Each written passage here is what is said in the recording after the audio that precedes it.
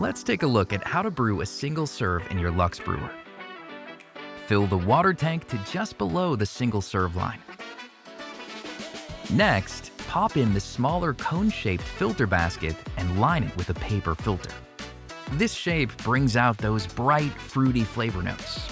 Add freshly ground coffee to the filter basket, usually the same brew ratio as your normal brew. To ensure that the drip stop in the brew basket is not activated, remove the carafe lid. This allows the coffee to steep a little longer, unlocking those rich single-serve flavors. Select Brew.